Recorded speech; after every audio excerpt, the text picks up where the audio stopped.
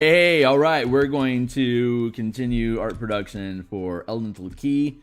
Let me grab some titles here. Let's see. I gotta boost my signal here real quick. I got some decent sleep last night. I'm really thrilled about that. Check. Yep, sounds good. And I'm just gonna boost my signal here for a moment or three.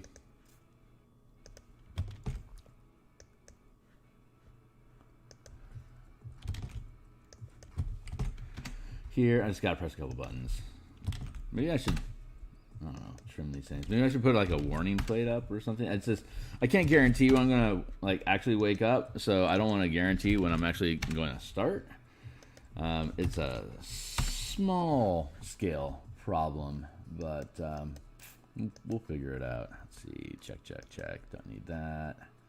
That's good. And twit twatting. And all right. So yeah, we are doing some astral projection artwork here. I've built a mask. I've got only to fidget, so I built a mask here, but I'm going to augment it a little bit here.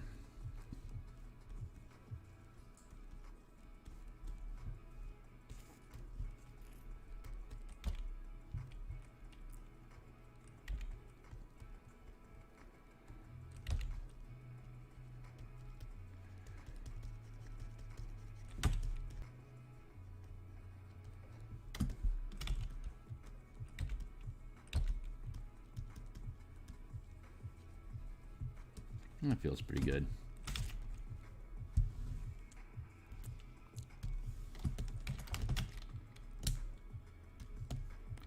Use my cloud brush here to just burp in some more nicks.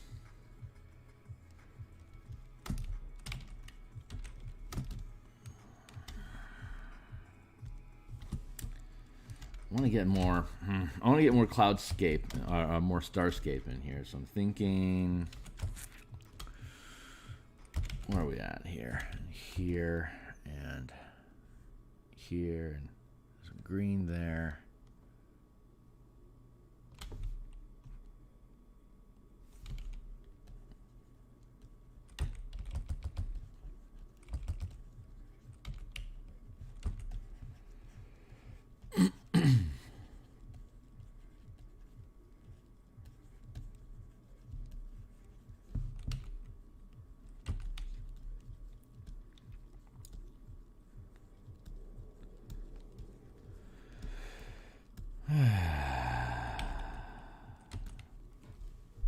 I got some fresh hazelnut coffee from the bag of Dunkin' Donuts.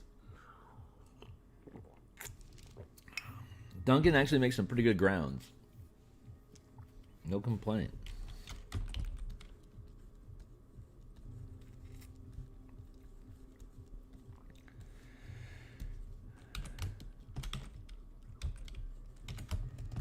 Let's do that. Let's grab some of this. Let's grab some of that. Do that.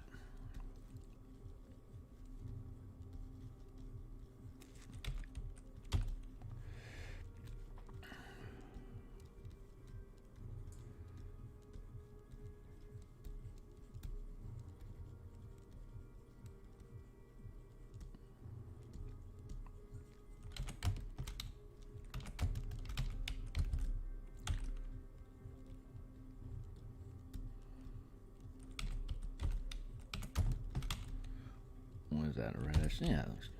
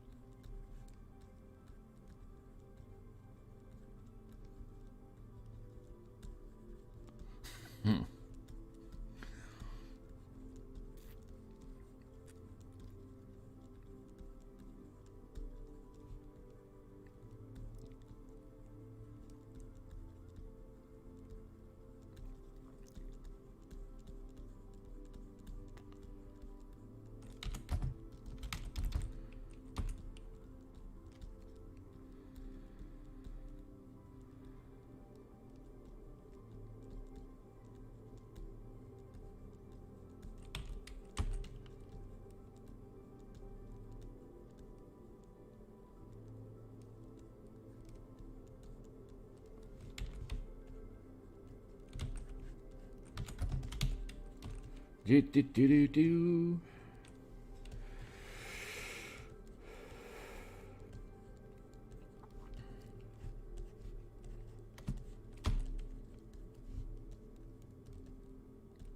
So the character commission page that I'm working on in the evenings is coming along freaking fantastic, and but that's going to be concluding here in like the next week.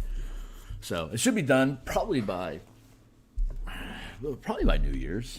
I've got a lot of production time I can put towards stuff in the holiday week that's coming up, which I'm thrilled about. But so I'm expecting character art to be done probably by the 30th.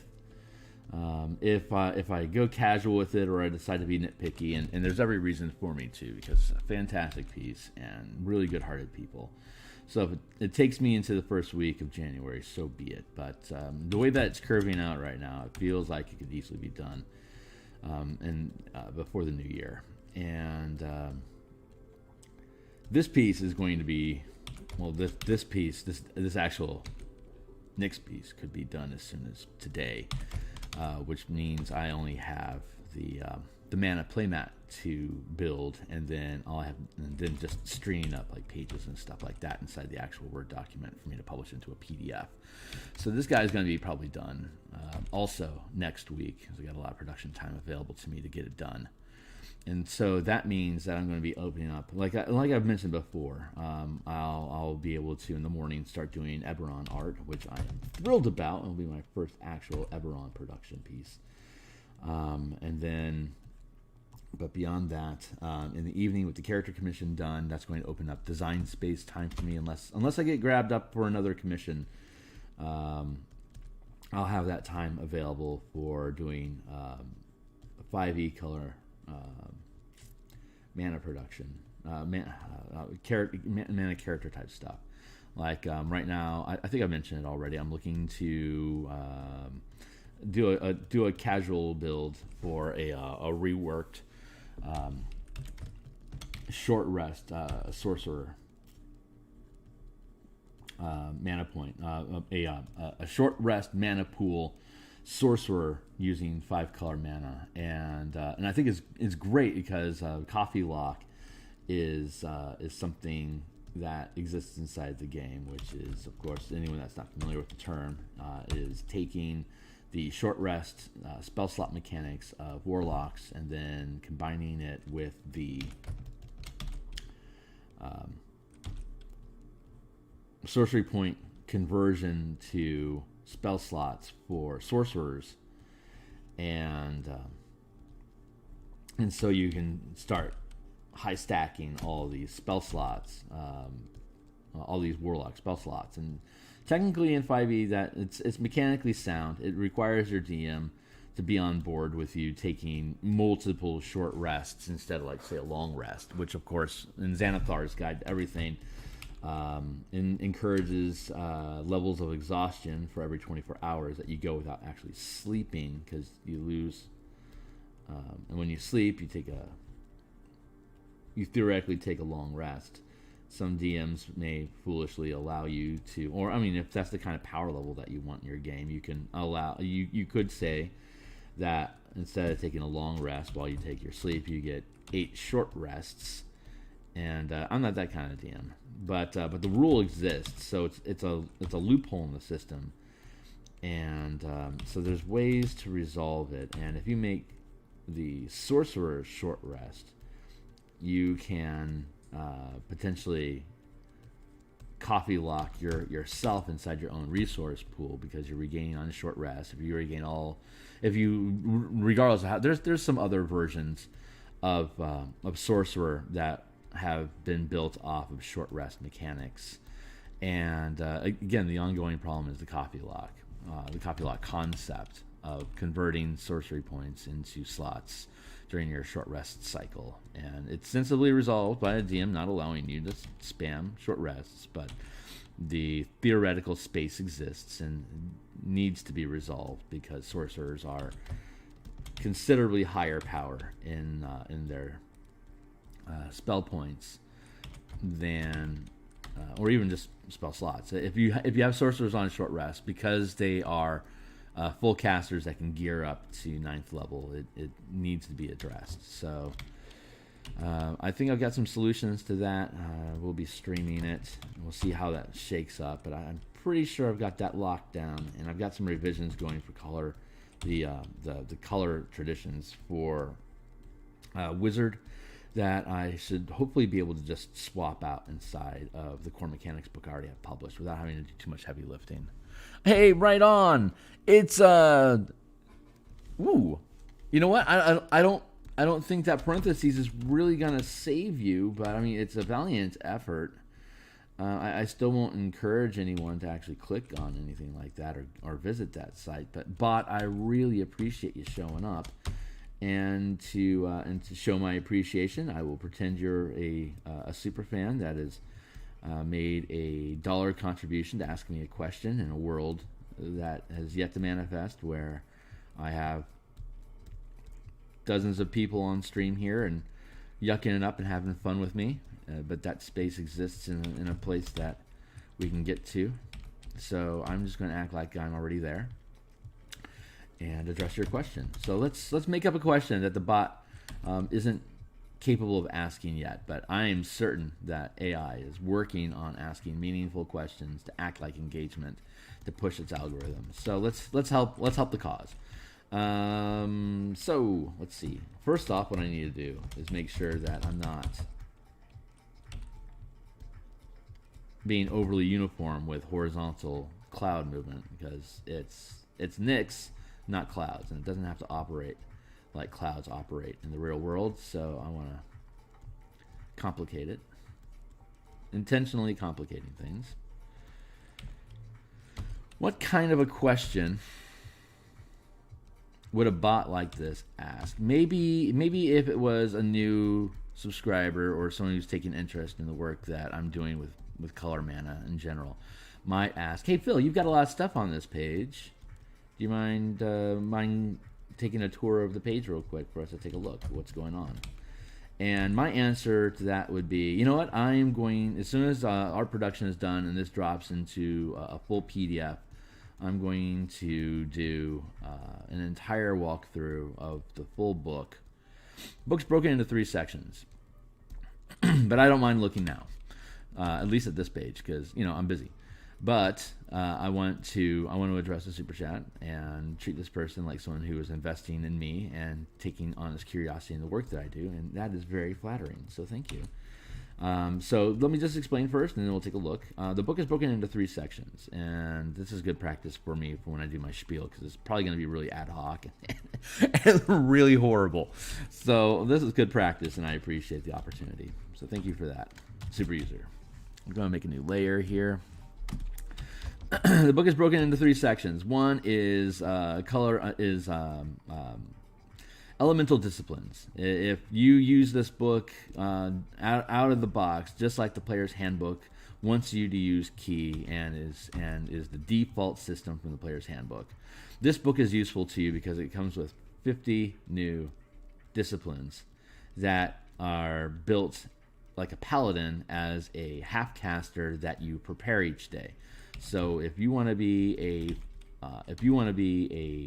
firebender today and a waterbender tomorrow, you can do that.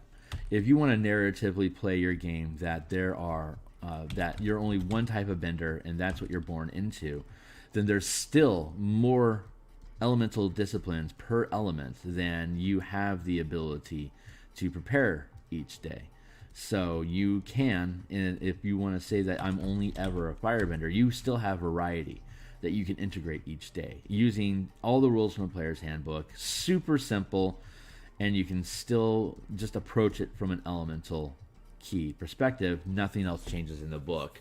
So the first 2 pages of this book is all you need if you're just going to play it out of the box like player's handbook and you don't want to get exotic. Next section.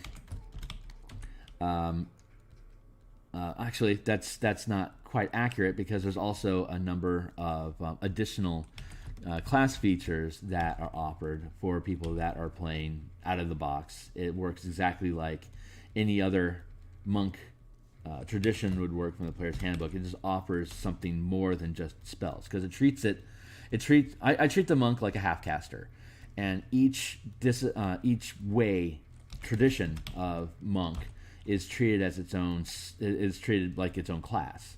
So it'll have, like, Kinsei is going to have a unique half casting class pool of abilities that are different from the way of the 4 elements. So you've got a lot of variety that you're going to be able to have, like the monk of mercy or whatever.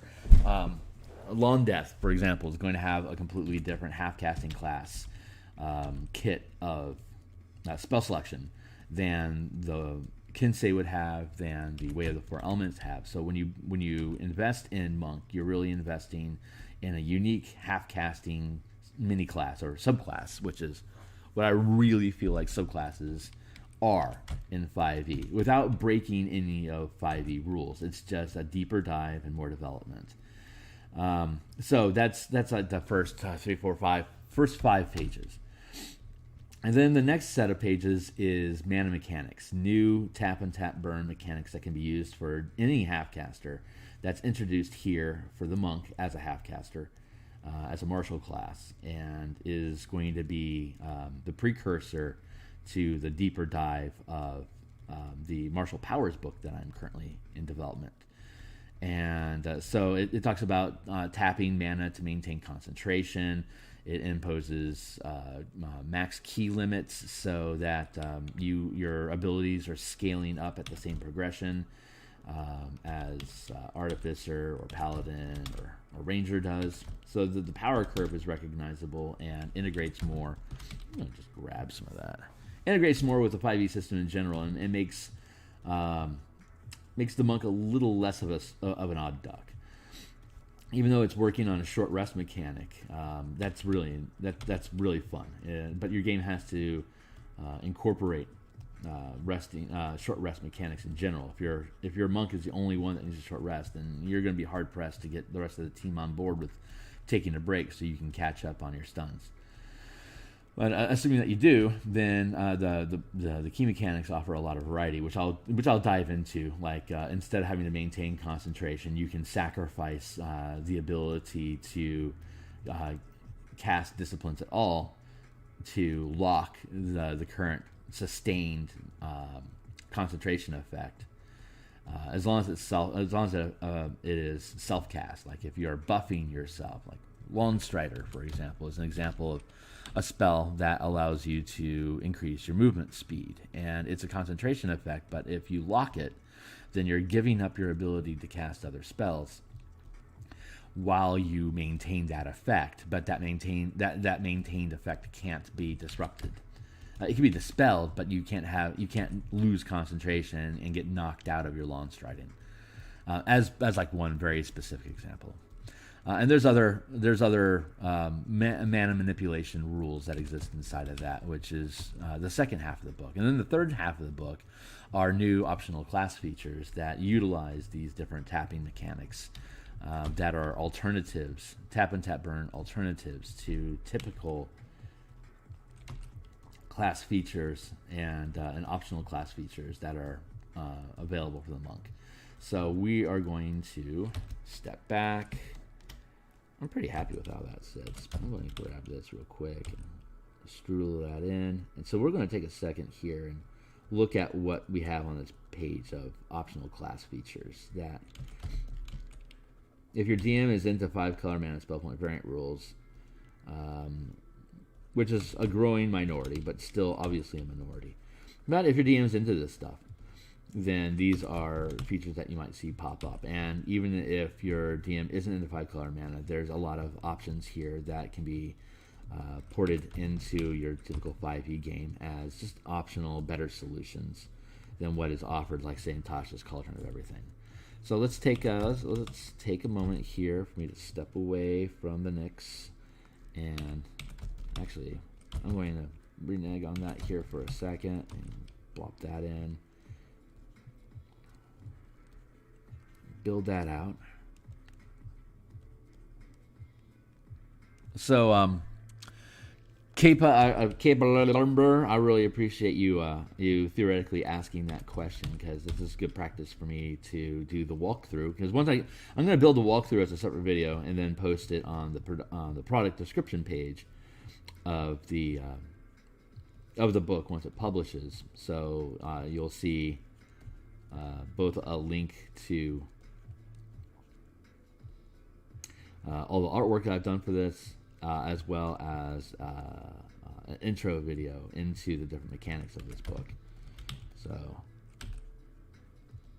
give me a second to flesh this out, and then we're going to dive into what we have on this page. You probably already looked at it a little bit, so you can at least have, and you may have already formed opinions about it, but I'll walk you through what I got going on.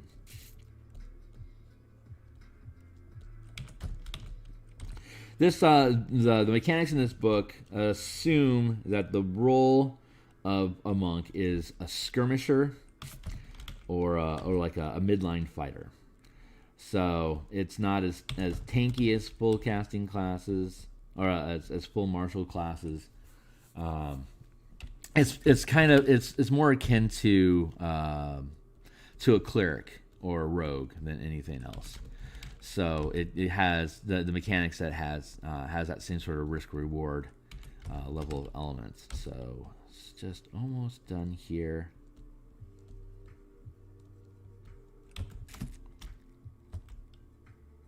Pretty happy with that. Okay, cool. So since you theoretically asked, I will act in kind. Here's some of the features that are on this page, and there's other pages of this stuff that's prior to here. This is just what we have. So key healing. There's quickened healing in Tasha's Cauldron of Everything. So this improves that a little bit, in that you have as an action you burn one key and roll a martial arts die.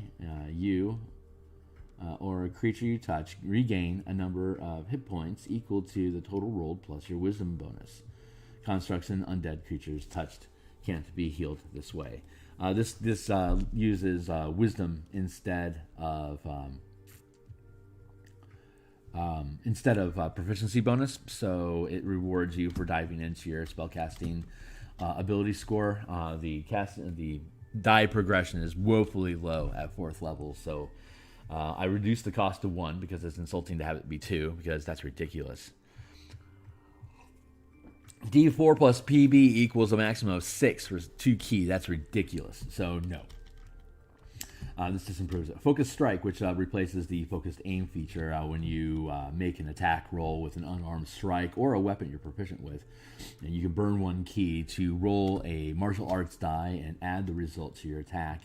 You can do so before or after making the roll, but before any effects of the attack are applied.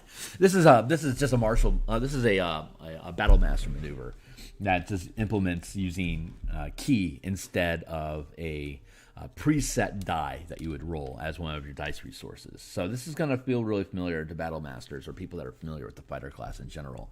Nothing groundbreaking here. It's the same thing. You make a roll. You can burn a point of key to add a die. It starts off with a D4 and it just scales up as you gain levels, making that point of key more valuable in your attacks. And it also helps. I don't have key fuel listed here because it's already in Tasha's Cauldron of Everything. I didn't change anything about it. But you could burn a point you could burn a key here to trigger Focus Strike, which then activates Flurry of Blows for you, or a bonus action, bonus action attack, which is detailed on other pages that we'll look at later. Whirlwind Attack is the big one. Everyone knows Steel Wind Strike, which is the heavy skirmish spell that's available to wizards for some reason, and rangers. But this just builds a smooth progression to build from level 5 through level 17. Level 17 is when you gain access to Steel Wind Strike anyway. This is just a smooth progression to build you into it through a power curve that makes you feel more like a skirmisher. Whirlwind Attack is something that you could pick up and drop into the, I think it's the Foe Hunter Ranger archetype. So this is an easy port into that. And the mechanics are exactly the same and curves perfectly into Steel Wind Strike. As an action, you can burn key to attack enemies around you that you can see in a blur of motion. The Whirlwind Attack table below shows how many targets you can attack and how far from you each of these targets can be. Make a separate melee attack against each target using any combination of unarmed strikes or melee weapons you're holding and proficient with. Each target hit takes 1d10 damage for each key burned this way, up to your max key limit, minimum of 1 key. The type of damage you deal can be the weapon type or a type of damage devoted to any key burned during the Whirlwind Attack. On a subsequent table, an earlier table, we look at what color or what element you burn equals what kind of damage. Like if you're burning key, fire key, you're gonna burn for fire damage. So if you use fire key in your Whirlwind Attack, you can deal weapon damage or you can deal fire damage to your opponents. Here's your level, here's the targets, here's your range. 5, 9, 13, 17 is the half casting progression. Targets progress 5th level equals 2 targets, 3, 4, up to 5 targets at with your 5th level casting, and it scales from 15, 20, 25, 30 feet. Furthermore, for example, a 13th level monk can target up to 4 creatures 25 feet away, within 25 feet. If you burn only 1 key, you can deal 1d10 damage for each creature you hit. If you instead burn 4 key, you can deal 4d10 damage to each creature. This scales not only does it scale with Water Whip, but it also scales with just what normally happens with Steel Wind Strike, which is 6d10 damage to 5 creatures within 30 feet of you when you burn 5 key. That's how Steel Wind Strike is written out of the book. If you burn key, if you deal to each creature, right? And again, it's whatever type of damage you want. After completing the Whirlwind Attack, you can burn 1 key to teleport to any unoccupied space within 5 feet of one of the targets that you attack. So it works the same. It costs 6 mana by parsing it out this way. By the time you get to the 17th level, you're going to know Steel Wind Strike already. So you don't have to worry about this last thing. It doesn't cost 6 to do this. You instead just cast Whirlwinds. You just instead cast Steel Wind Strike, and you gain mana efficiency that way. So I'm going to need to doodle here a little bit more. So artists, the art types that came on board to watch me paint, not talk, don't get bored. I'm pretty happy with how that's sitting. So I think I can successfully nix after this. What time is it? 7 o'clock. I got an hour to put some dots on the board. So that's awesome. I am going to continue with the second column.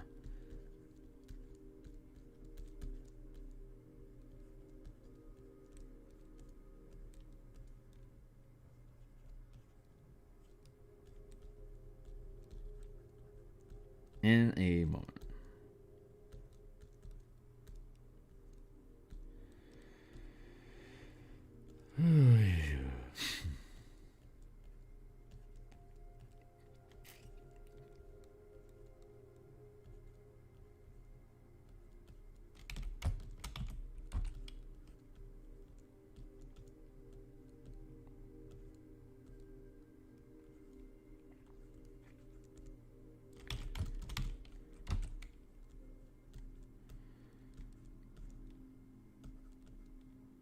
All right, cool. So let's step in. Moving on. Unclouded Mind replaces Stillness of Mind in the player's handbook. So nothing groundbreaking here. Starting at 7th level, this is going to feel familiar. Starting at 7th level, you can use an action to end one effect on yourself that is causing you to be charmed or frightened.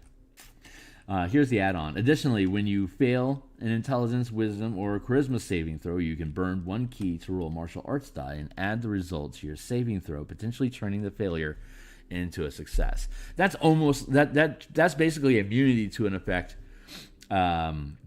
for mana, and it's not costing you a reaction. It's part of it's basically just when you fail an intelligence check, when you're making this check anyway, it's an action that you're doing. This is effectively a boost. If you're familiar with Way of the Five, if you're Way of the Nine Swords, Book of the Nine Swords from 3rd edition, you know what boosts are, which are when you take an action, you burn a resource to augment what that action is. There's a lot of Battle Master maneuvers that work that way already as well. So this is basically just a boost. When you're making a saving throw that is, it's more broad than just charmed or frightened, which is fantastic.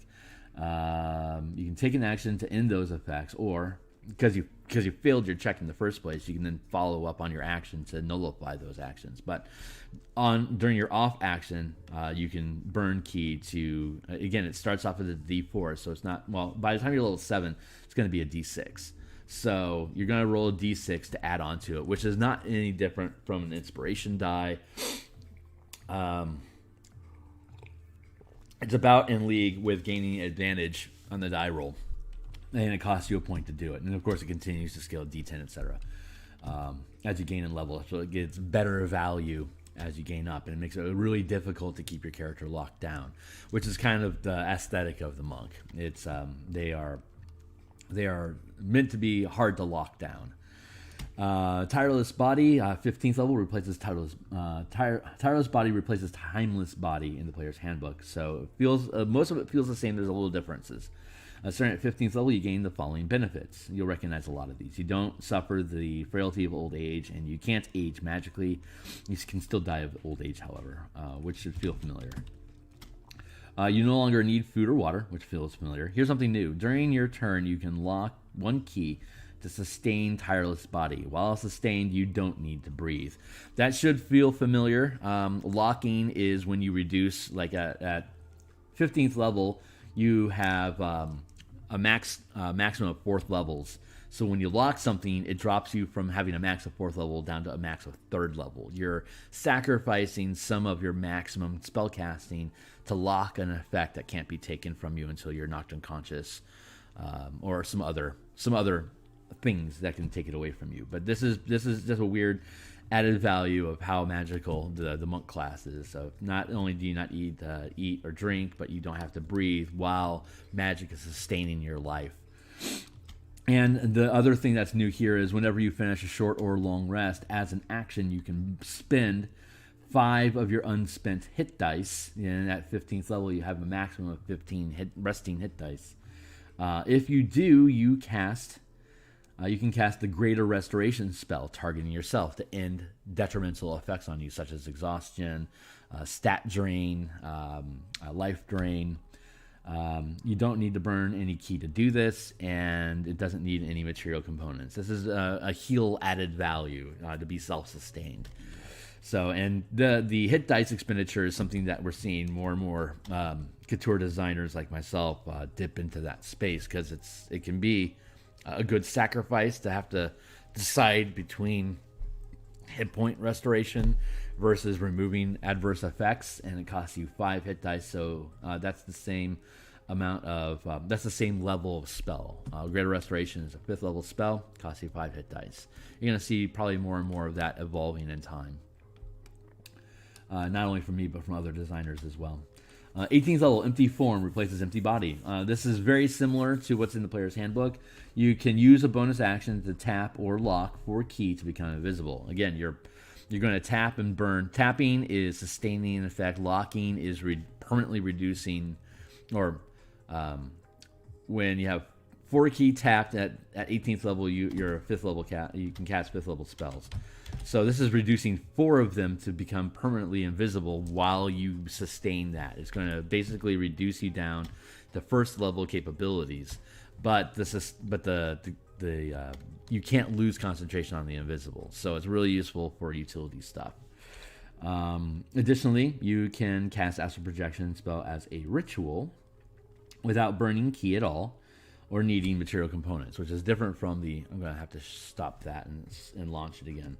The player's handbook has you burn 8 ki as an action to cast Astral Projection. There is literally no circumstances I have ever experienced as a high-tier DM that you've needed to cast Astral Projection as a one-round action. There are no chase sequences that go from the physical into the astral. When you get dropped into the astral, you lose all anchor points. There is no ground reference to where you had just been. So making that an action for 8 points is a little ridiculous. It's basically a once per day ability, because when you go astral, you are taking a journey. If you decide to bail out of the astral immediately, you've gone nowhere. So there's no reason to make it an action that requires any kind of spell points at all. It should be a ritual in the player's handbook, because it is a travel utility power. It is not a combat utility power. Anyway, my philosophies. Disagree if you want. These are all drop-in. Each one of these optional class features are exactly that. They are optional. If they make sense to have implemented at your table, then you are welcome. If they aren't, so long. Thanks for all the fish. At least it may have given you some inspiration towards things that you can do for yourself in the future. So, but none of this stuff is groundbreaking or shattering. I'd say the Whirlwind Attack is probably the coolest thing I got going on this screen, because it's a much better. Once they introduced Steel Wind Strike, it really altered the power curve that's available to spell cost, to battle effectiveness for half casters in general. Amusingly, giving it to the wizard is a fun leg up for the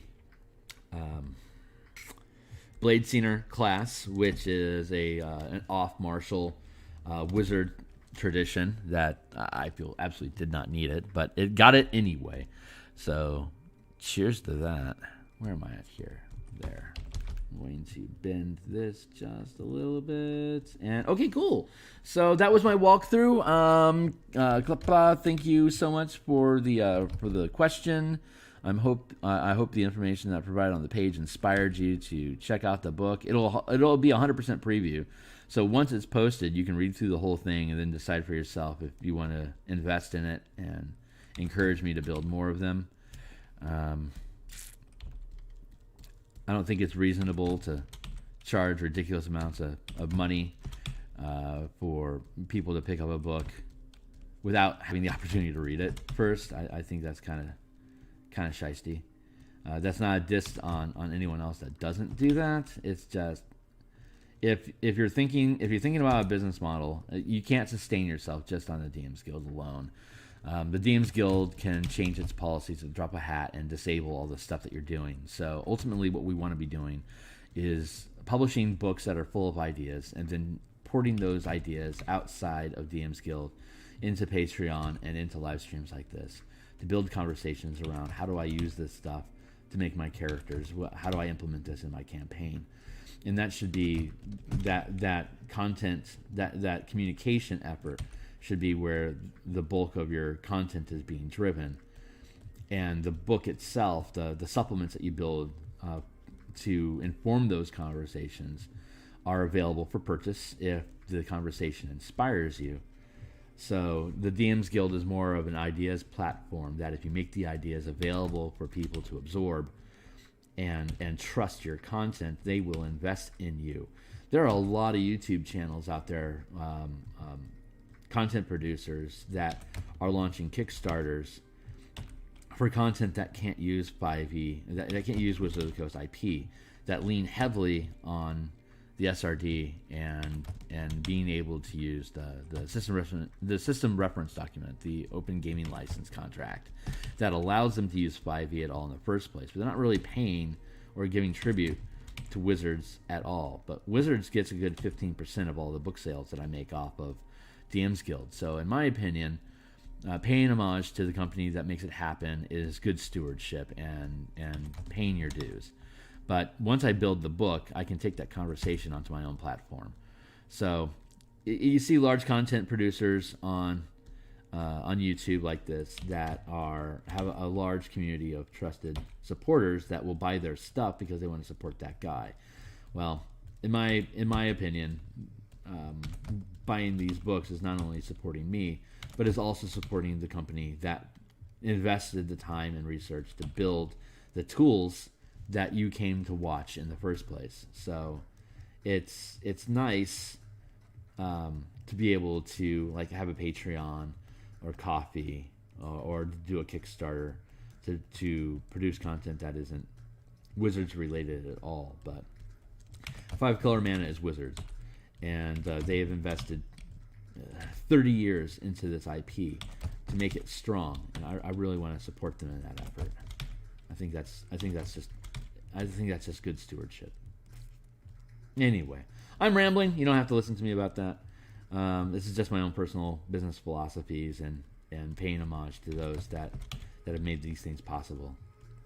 not everyone agrees with it, and Wizards obviously makes the path possible for you to not have to pay that piper if you choose not to, and that is part of their business model. So anyone that takes advantage of that makes sense. But color mana mechanics, I want to be able to use Ravnica and Theros, etc. And so I put these things on the DMs Guild, and they're there to purchase if you want. But stick around here for the conversation. I think that's where the real value is at.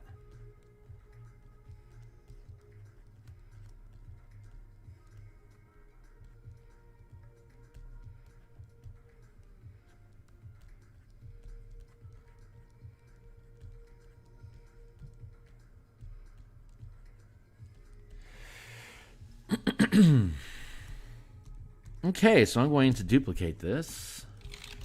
And I'm going to mute that. And then I'm going to go to Filter, Blur, Gaussian Blur. I'm going to blur that up a bit. And then I'm going to drop the opacity. And then I'm going to pull this back in. And I'm going to drop its opacity as well, so it has a bit more of a faded effect. Now I think I am in a position. Bloop. Let's go ahead and do some stars. So that was my walkthrough. I hope you enjoyed it. I hope my rambling was informative and interesting, at least to an extent.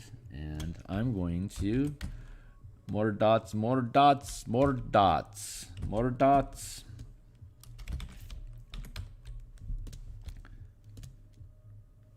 To what's a fun little star effect I might have on here. Normally I just use a little dot.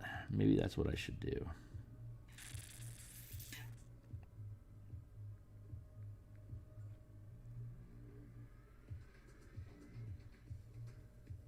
Yeah, we'll just go with good old dot.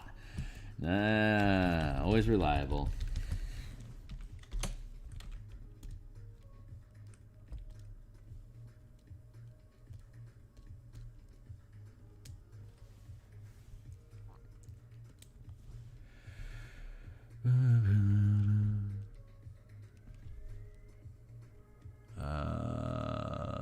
What am I looking for? Brush presets. No.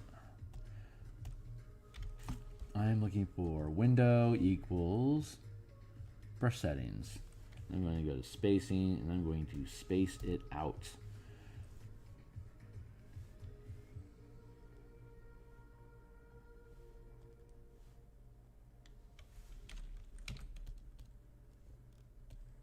If I space it out like that, it prevents me from accidentally double tapping.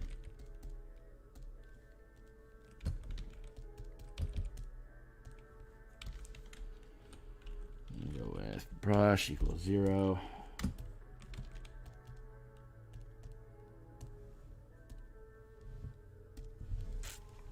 All right. It has become evident to me that I need more darkness. I need more darkness on this page. I've got it all spaced out.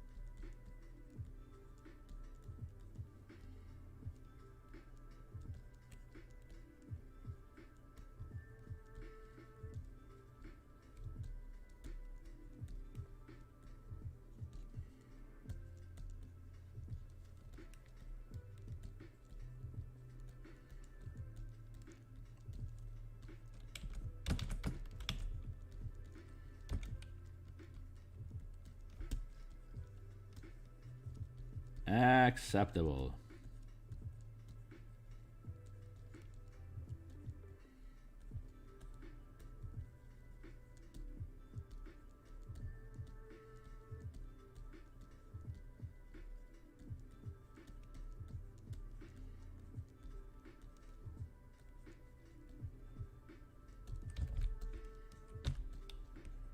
Soften that up a little bit. Lighter brush. There we go. Here, soften that up a bit. Lighter brush. Thank you.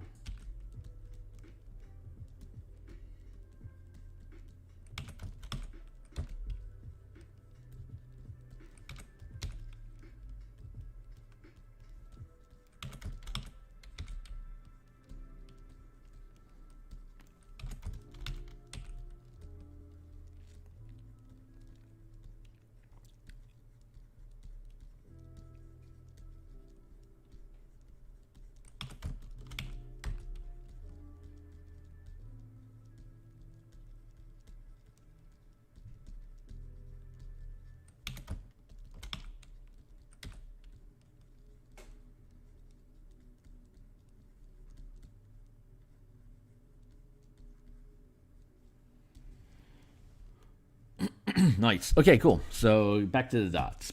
Dots, more dots, more dots.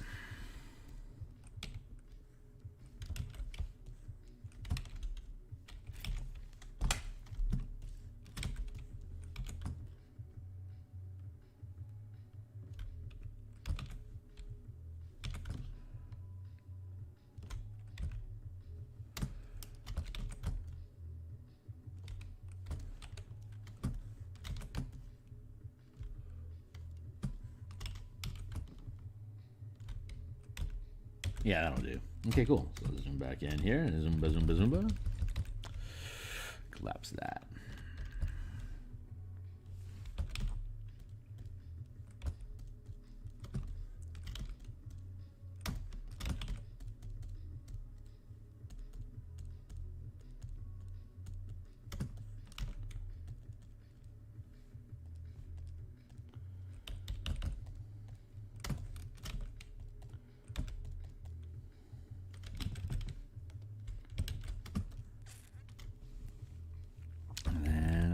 To come back through with a light opacity eraser. Should just drop in, smudge a little bit of that out.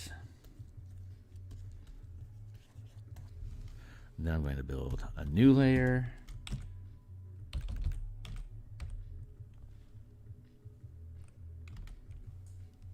It's going to be 100%.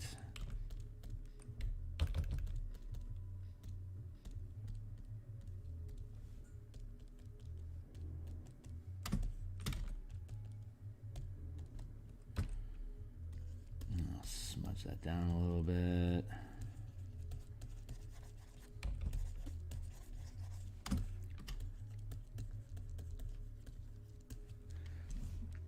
And then I will merge those layers, and then I will make a new layer.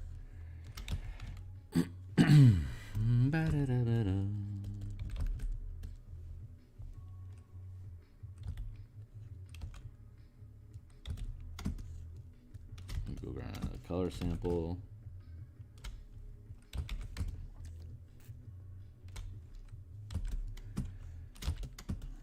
More dots, more dots, more dots.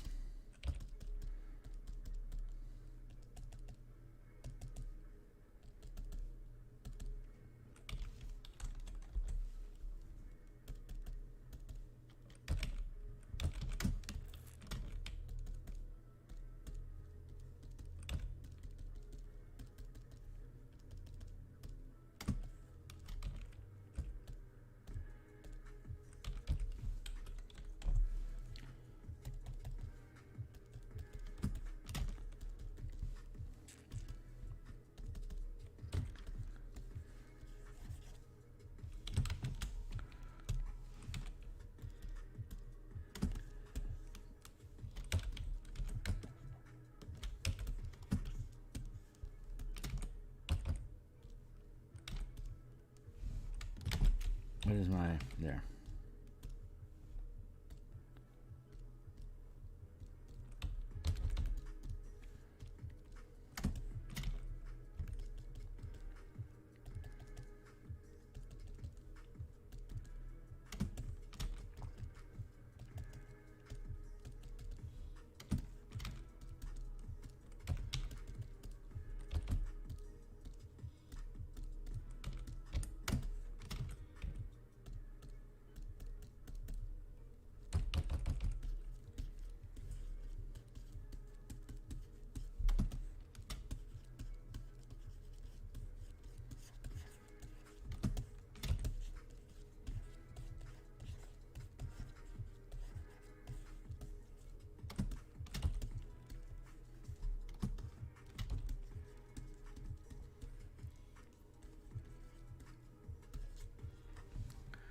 Feels pretty good. And we'll merge that down.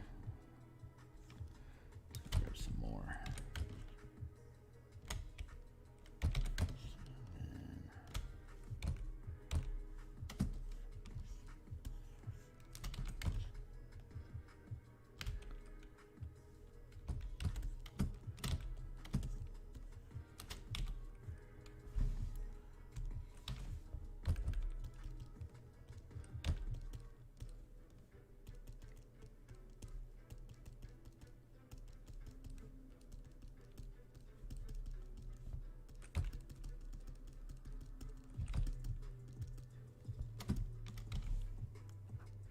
Push that up a bit more.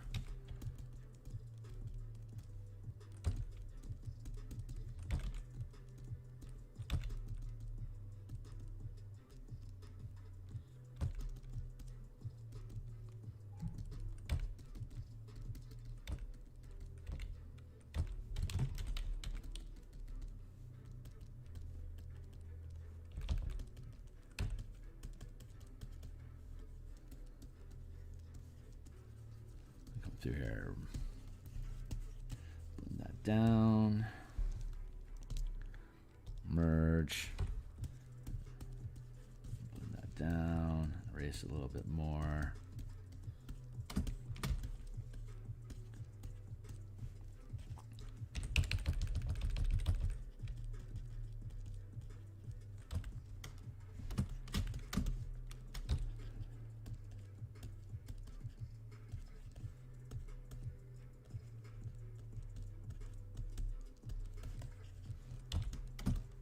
Next layer. This is dots. More dots, more dots, more dots, more dots.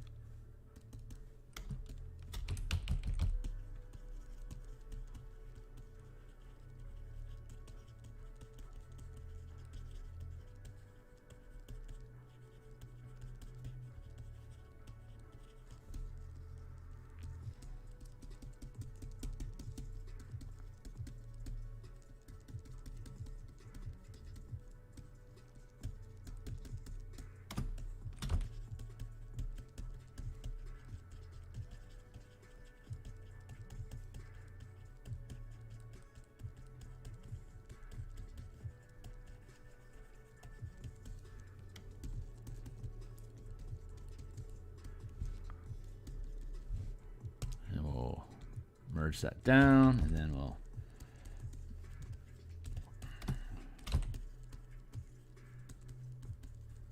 smudge across the entire field.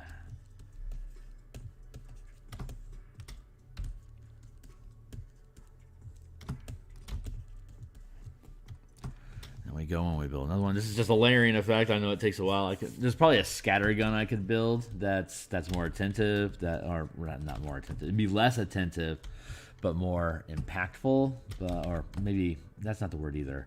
What's the words I'm looking for? I could build a scatter gun with a color variable that would allow me to kick through a bunch of nicks a lot quicker, but I don't think that's the format. I like giving the individual attention to all the little dots. I think it's the way. It's the algorithms can be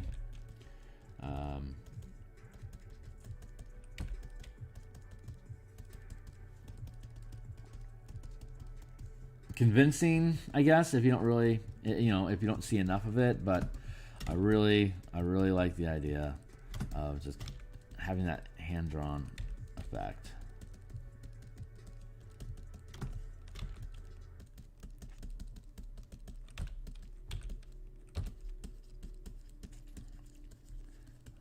Blend that down.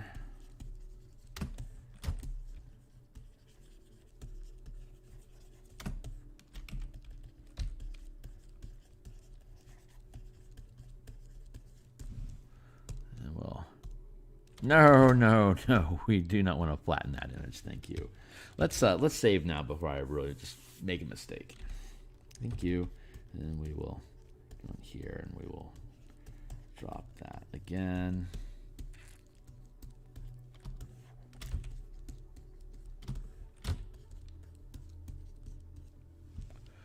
Then we'll make a new one. Let's go grab some more bright. Nice. And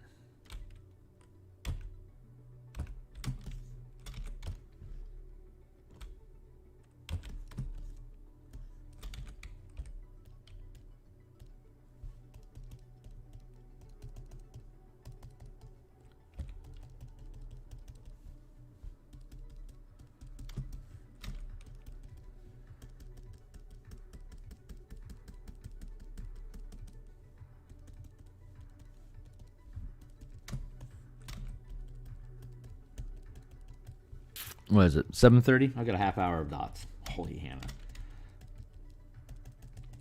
So this piece is going to get done today, period.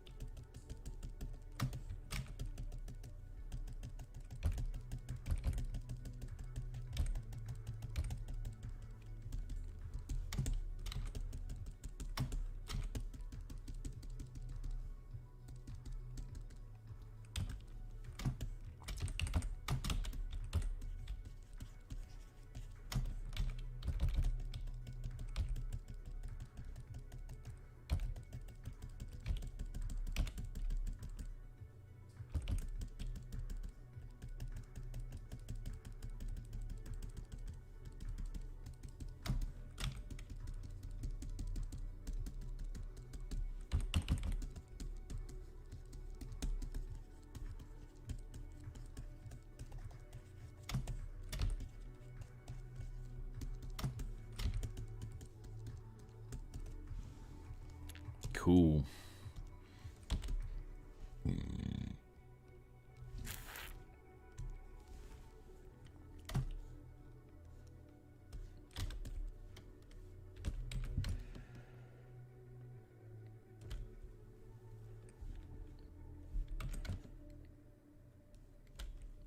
Ooh, fun. You get some green in there. I keep going to that one as a touchstone. That's bad.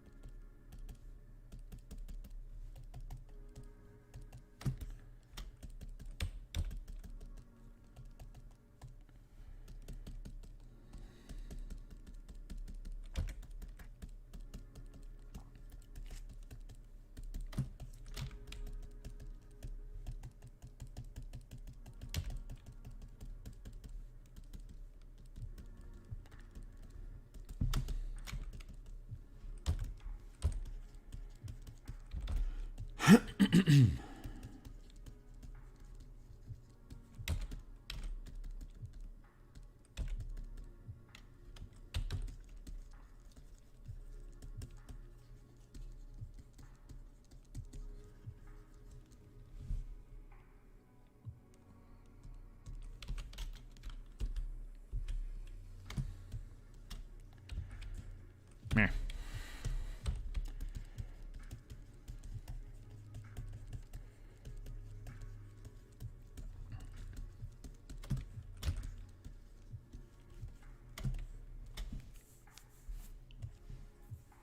That feels good.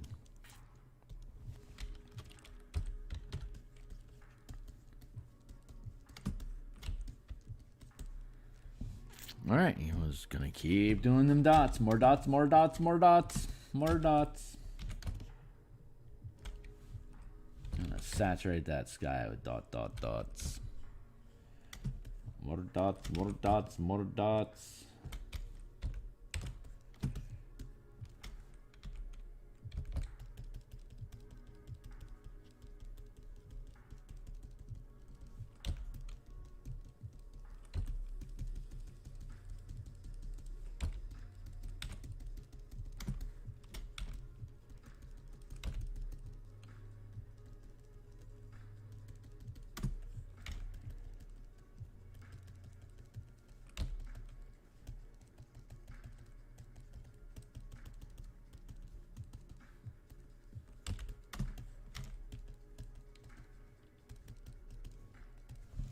This one we're going to drop the opacity, and then we're going to erase.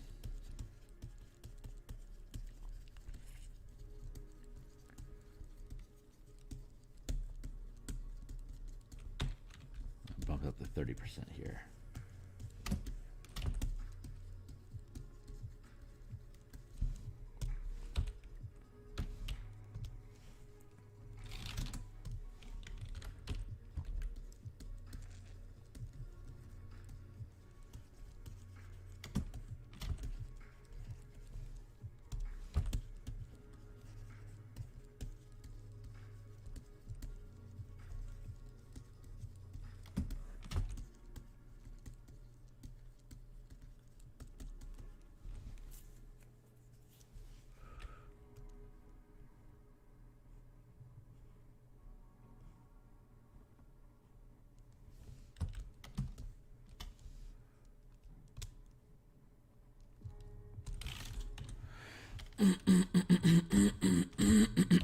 Excuse me.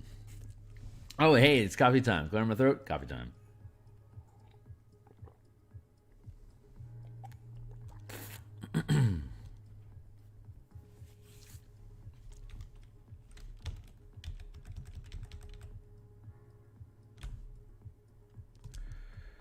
Merge down. No. Absolutely wrong button. There we go. Hacking that stuff up. Get it out of the system. Hack the system.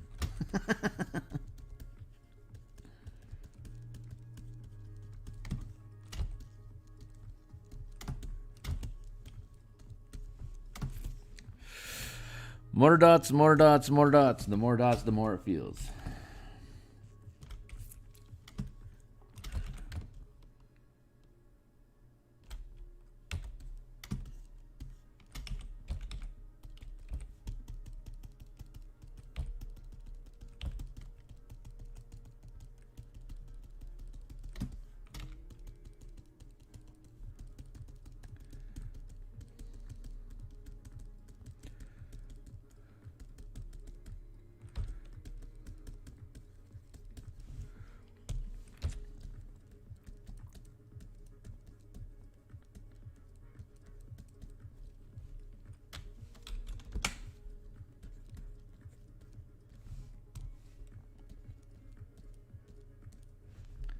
Yeah, you keep those dots where they're supposed to be. I can't have red dots on white background. That's just it's wrong. It's poor design, Phil. Cannot do that.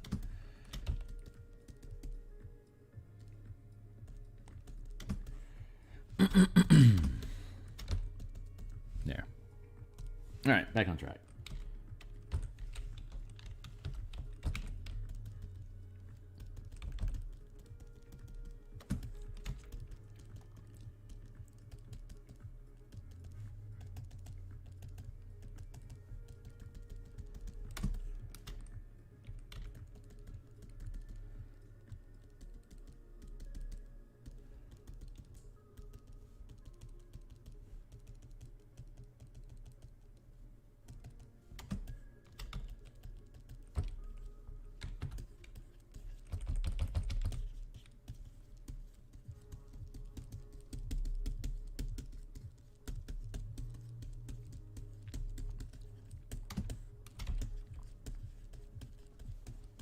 This is the job. This is the job I signed up for. Dots, dots, dots, more dots, more dots, more dots.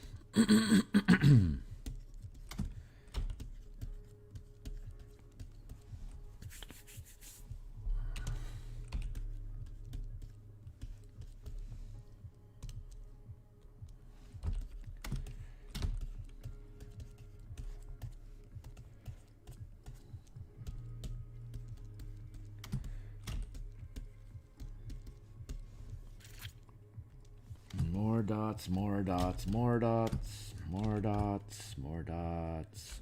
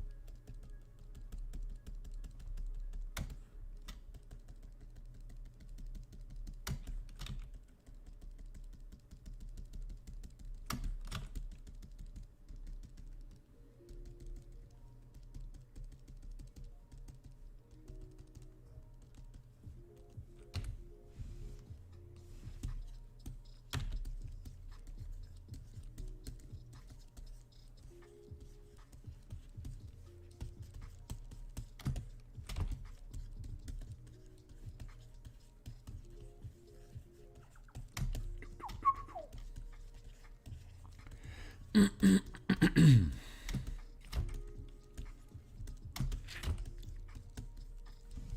we merge that down, and then we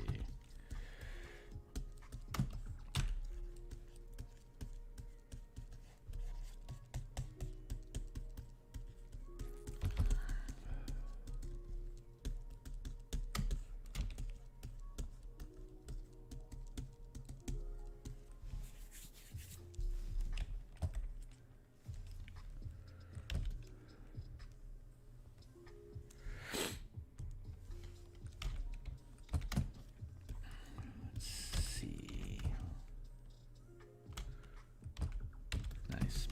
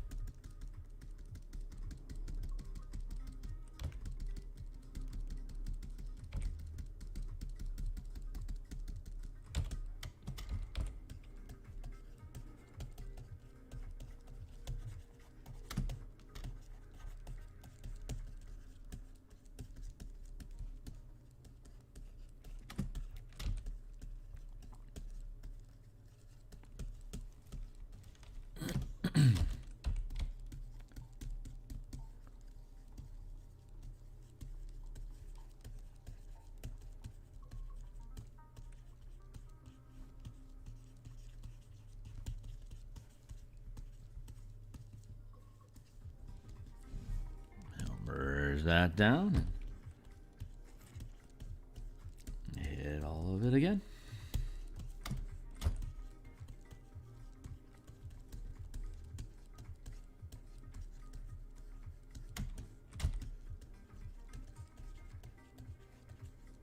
I am the sauce.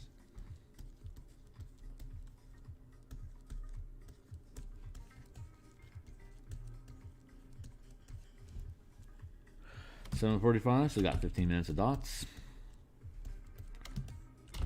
Perfect.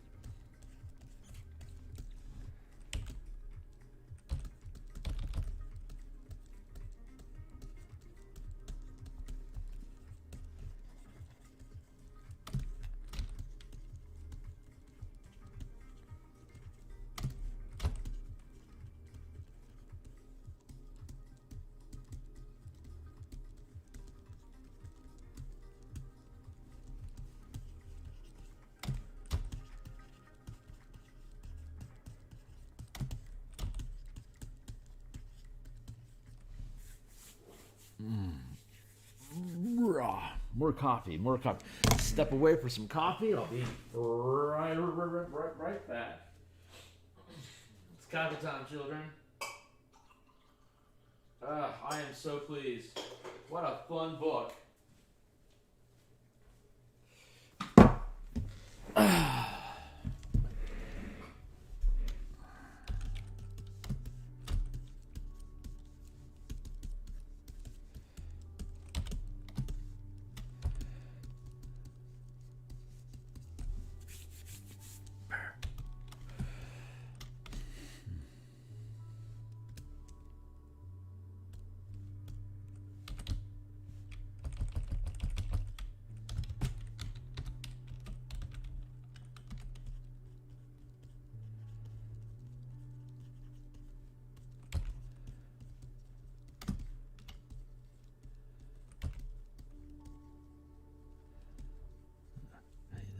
Bit. See some rough edges. I wanted to smooth out a little bit.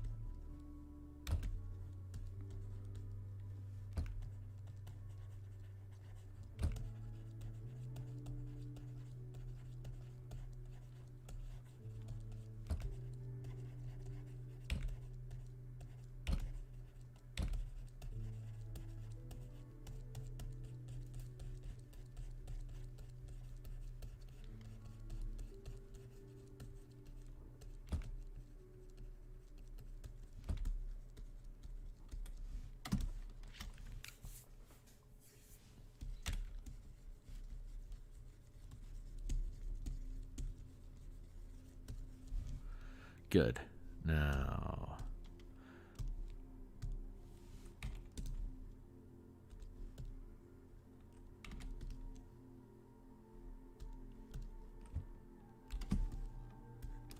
back to the next. Next. More next.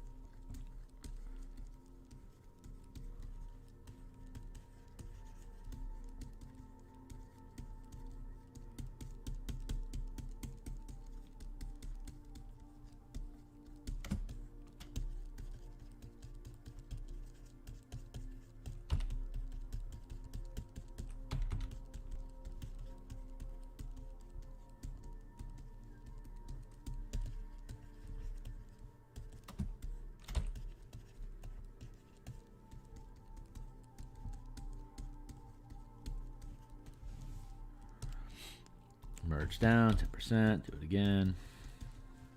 Fade all that stuff in. Nice and set.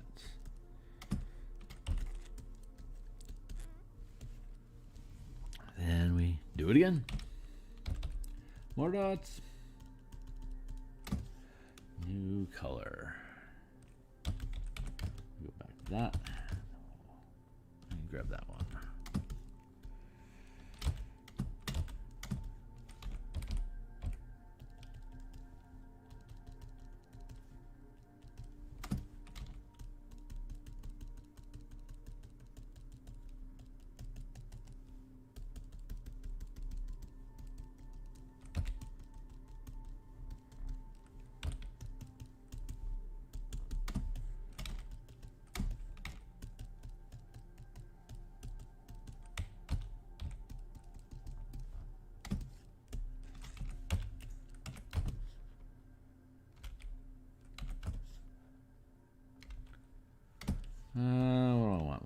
What do I want?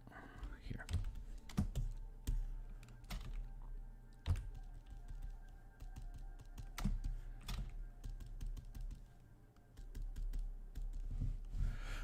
Now these, I'm going to go in and I'm going to filter, blur, Gaussian blur, and then drop them down to there. And then I'll erase these a little bit. The big smudgy stars.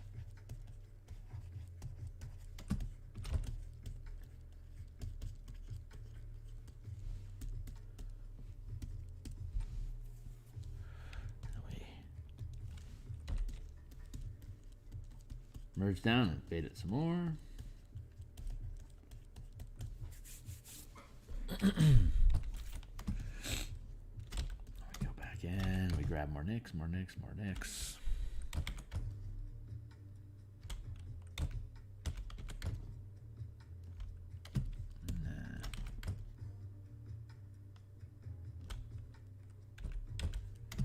That'll do.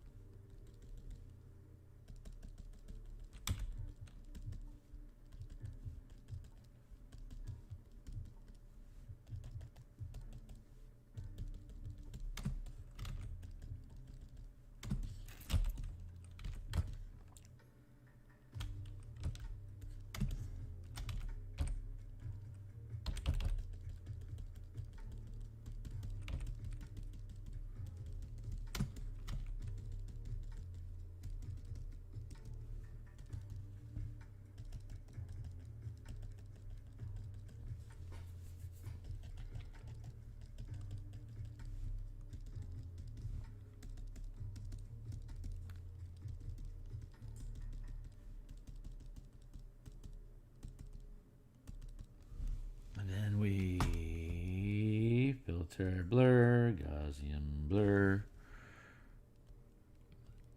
a different blur level. Oh shit. I do this entire field on that. Oops, that was a mistake. Oh well, happy accidents. We'll just go ahead and blend everything in and keep doing it. Oops. Oopsie-der.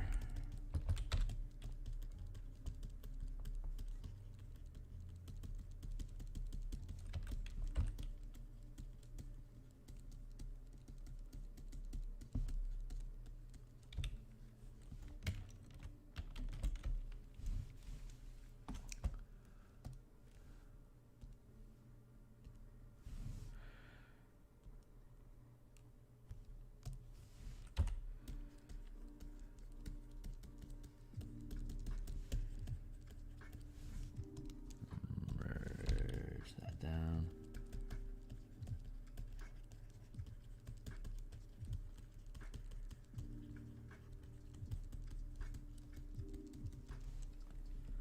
$756. Okay, we're looking pretty good here.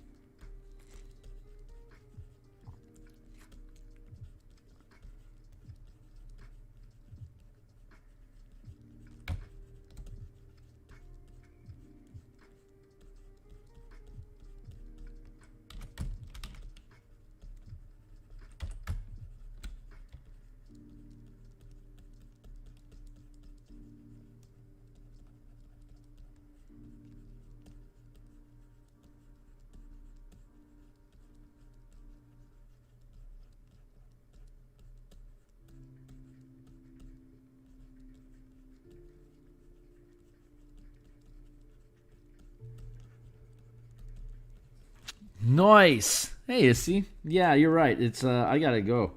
It's I've just about hit that time, and it's time for me to exit. So, but I am pretty pleased. So pretty pleased. All right, so that's it. That piece is. I'm gonna call that done. And so let me go ahead and blurp. And so there we go. That's that is the last piece of art. Oh man, feels good. So next thing that we're going to work on is now that we got that guy stitched up, next thing we're going to work on is the mana playmat, or the key playmat. So we're going to see this as the next thing that I work on, probably tomorrow morning. And yeah, so hope you all have a great day, and I'll catch you later. Cheers.